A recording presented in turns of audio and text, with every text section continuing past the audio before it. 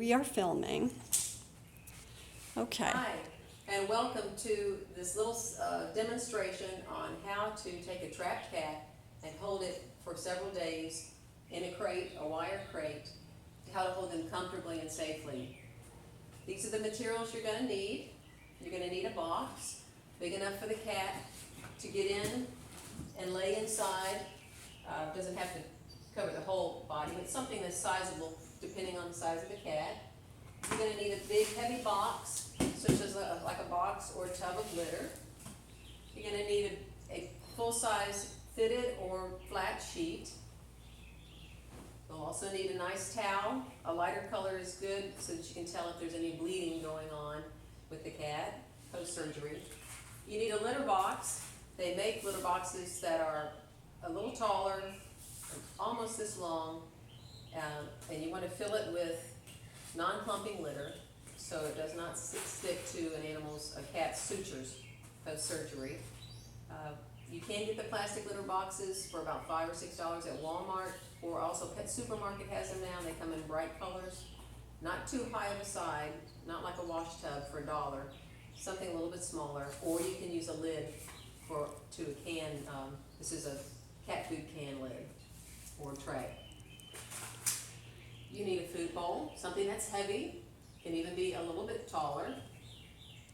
You need something for a water bowl, and Janet's been creative and has taken a heavy pot and inserted a plastic liner where she puts the water in there so it doesn't get tumped over, because sometimes the cat becomes a little frightened from a sound and it will jump and things get turned over. But even with the best of equipment, the cages can get trashy, and that's very normal, so you just have to be prepared. You do need newspaper, and you want to open it and lay it and just keep stacking it, and because as you go you'll be able to pick up the top layers, roll them up and throw them away, and you'll always have more underneath. So be generous with your newspaper, and no single sections. I like the full sections. Take out those skinny little in between pieces. Sometimes they get in the way. You need 2 clothespins.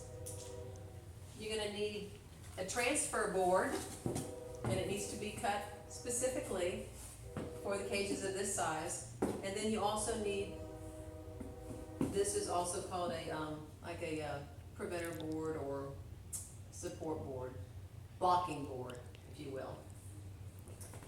In addition, you need 2 bungees.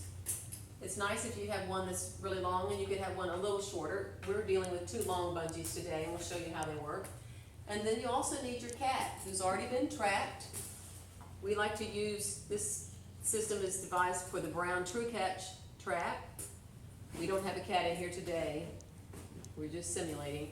But the cat is covered, and you've just come post-surgery, and you're bringing him to let him or her stay for a few days. So first, to set up your cage, you can see we've already got newspaper in there. This is about a 36-inch cage. And we've taken a box, and we took off one little flap. We're going to want to lay it on its side, and we're going to want to take one side off of it, and you'll see why. This is providing a hidey hole for the cat in the cage, so they can get away from you. They don't have to be seen by you. They'll feel safer. A cat that's not stressed will heal much better. So you take that box, and you're going to set it in here on its side like this. So from the front of the cage, the cat can hide from you easily. And we're going to set in our litter box. Maybe right here is a good spot for that. And then usually I'll set the food and water in last. And sometimes I set it in a few hours after the cat's settled in there. Because when the cat goes into this cage, he needs this area to walk in.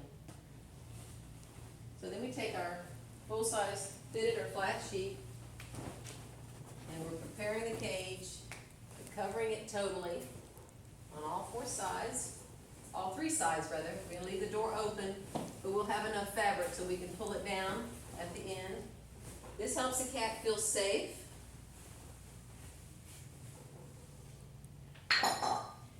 And if you're working with a fitted sheet, be sure to tuck it down.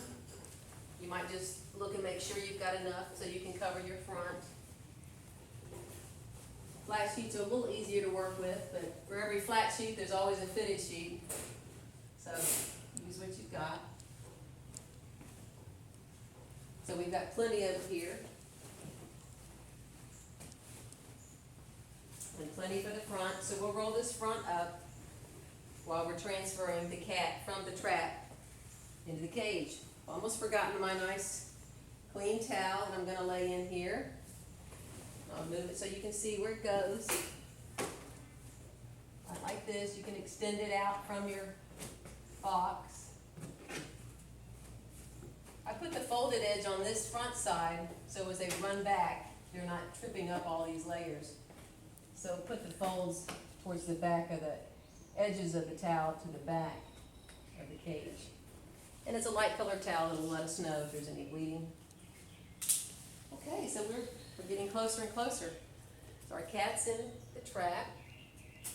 We're going to move the trap over to the cage. And we're going to feel and find that guillotine door. It's the door that goes up and down on the true cat's trap. Whoops, we don't want to let the cat out. So we're going to move the trap, and you might come around this way and might be able to get a better picture. So ordinarily this is going to be covered all the way, correct? Right. And we've got some transfer boards here. It's shaped like an L, so I call this the L preventer or L transfer board. It's going to come up and butt right up to the cage. If you come back around this way, you get a good view too, Janet. So as you can see, it's covering. Now I haven't lifted my door. The cat's still in the trap. I'm snuggling it up. You can even see, I'll show you how it actually works before you can try it up to your cage before you get going so you can see how snug this can come. And these little things can stick through. It's okay if you have a little space there.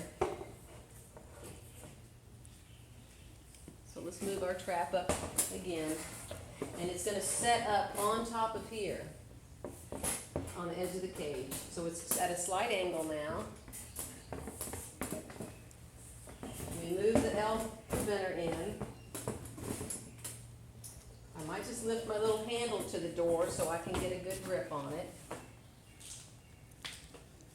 Then I'm going to take my bungees, and the whole idea is just to give you a little bit of support, especially if you're doing this all on your own. Pushing, it helps to push the cage forward, the trap to the cage rather. Give you a little bit of extra support. You don't want it to interfere with this board in any way.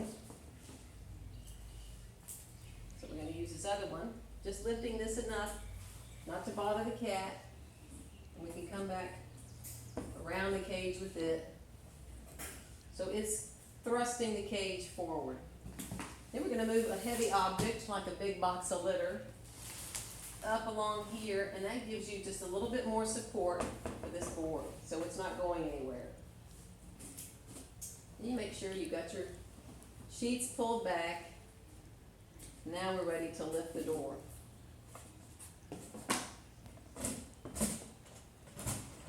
So we're just going to work the door up slowly. You can put a clothespin in, and that keeps the door from going back down. You can use two, but it looks like one will work just fine. There's enough room for the cat to pass out of the trap into the cage. And to encourage the cat to move into the cage, we're going to slowly uncover the trap and move our body down to the end of the trap so he'll move away from us as well. And as we move the cover, the cat may be seeing us. He will slowly get the idea that this is not a very comforting spot to be in, and he will turn and look for the most comfortable spot, and that is in a covered area. So you just keep working your cloth. You might even stand high and straddle the cage like this. This is kind of a a position a cat doesn't like to be stood over, how you put that. Loomed. Keep moving this forward until you see the cat pass into the cage. Then we can peek, and when we see that the cat has moved back and he's back in the box area, sometimes it may take a few minutes. Some cats will explore, others go straight for the box. When you see them in the back, then you can begin to make plans to detach. So what I would do first is drop my guillotine door.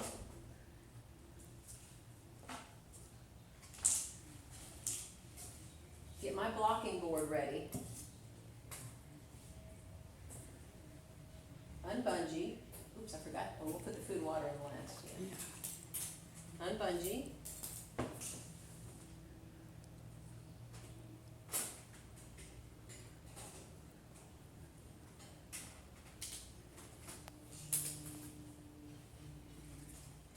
Get my support board ready.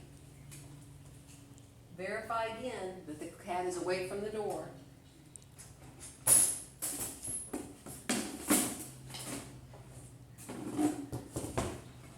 Pull the trap back, pressing in with your support board.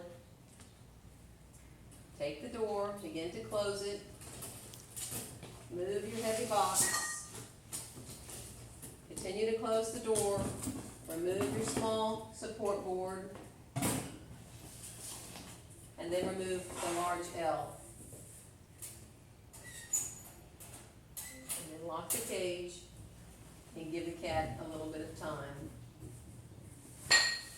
And that's how to make a safe transfer. Now, so later tonight, and maybe in a few hours, you can come back and often make a little bit of noise when you come into the room to give the cat time to move to his hidey hole. You can lift this up. And most of the time, the cat's going to be hiding out of view.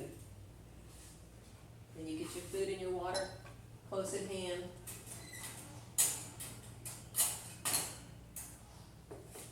And you can just scoop these in there.